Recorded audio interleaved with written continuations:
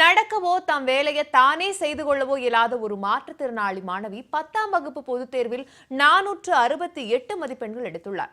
ஆனா செய்தி இதுல அந்த ஒரு மாணவி படிப்பதற்காகவே அந்த பள்ளியில் ஒரு புதிய பாடப்பிரிவு தொடங்கப்பட்டுள்ளது. இந்த நெகிழ்ச்சியான சம்பவம் குறித்து இந்த தொகுப்பில்.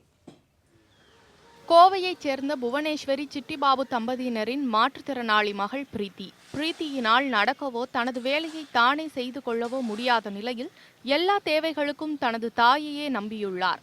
வீடுகளுக்கு பேப்பர் போடும் தொழில் செய்து வரும் சிட்டிபாபு தனது மகளை படிக்க வைத்தே ஆக வேண்டும் என்ற இலக்கோடு செயல்பட்டார். ஒரு அடி கூட எடுத்து வைக்க முடியாத தனது மகளை தாய் புவனேஸ்வரி தினமும் தனது தோள்களில் சுமந்தபடி பள்ளிக்கு அழைத்து செல்வார். பள்ளி முடியும் வரை அங்கேயே காத்திருந்து அழைத்து வருவார். ஏழை தாயின் பாசத்தை உணர்ந்த பள்ளி நிர்வாகம் புவனேஸ்வரிக்கு மனிதாபிமானத்துடன் பள்ளியிலேயே ஒரு வேலை வழங்கியது. பள்ளியில் எப்போதும் முதல் மாணவியாக வரும் பிரீத்தி அனைத்து ஆசிரியர்களுக்கும் செல்ல பிள்ளையாக மாறிவிட்டார். நடந்து முடிந்த 10ஆம் வகுப்பு பொதுத் தேர்வில் 468 மதிப்பெண்கள் பெற்று அசத்தியுள்ளார். தான் பட்ட கஷ்டங்கள் எல்லாம் பஞ்சாய் பறந்து விட்டதை போல் உணர்வதாக கூறுகிறார் தாய் புவனேஸ்வரி.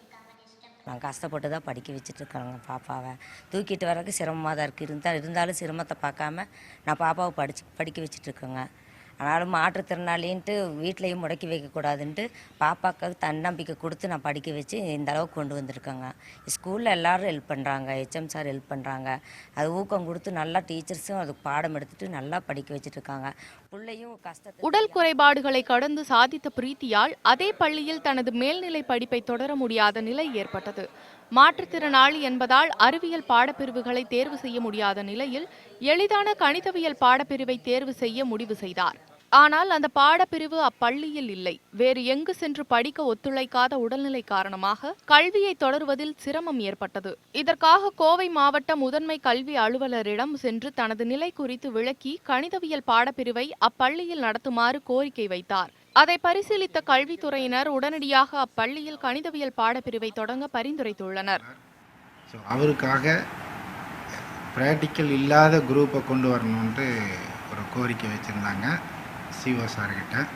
அதுக்கான முயற்சிகள் நாங்கள் பழைய மாணவர்கள், அனுமுனிஸு, மற்ற வெல் விஷஸ் எல்லாத்துக்கிட்டேயும் கேட்டு அதுக்குண்டான நிதியை பெற்று கண்டிப்பாக அந்த 308ங்கிற குரூப்பை நாங்கள் கொண்டு வரோம்.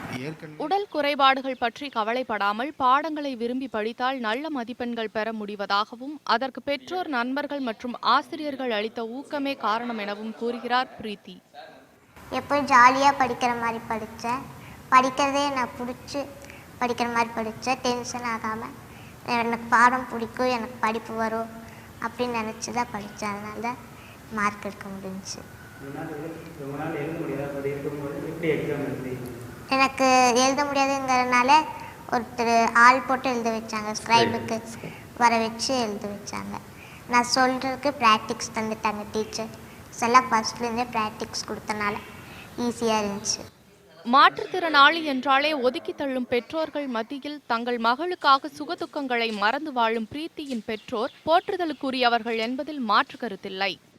தன்னம்பிக்கையும் முயற்சியும் இருந்தால் உடல் குறைபாட்டை கடந்து சாதிக்க முடியும் என்பதற்கு மாணவி பிரீத்தி உதாரணமாக திகழ்ந்து வருகிறார். இந்த மாணவி தொடர்ந்து பயில ஆசிரியர்களும் முன்னாள் மாணவர்களும் எடுத்துள்ள முயற்சி மற்ற ஏழை எளிய மாணவர்கள் படிக்கவும் வழிவகை செய்துள்ளது பாராட்டிற்குரியது. பிரசாந்த், நியூஸ் 18 தமிழ்நாடு.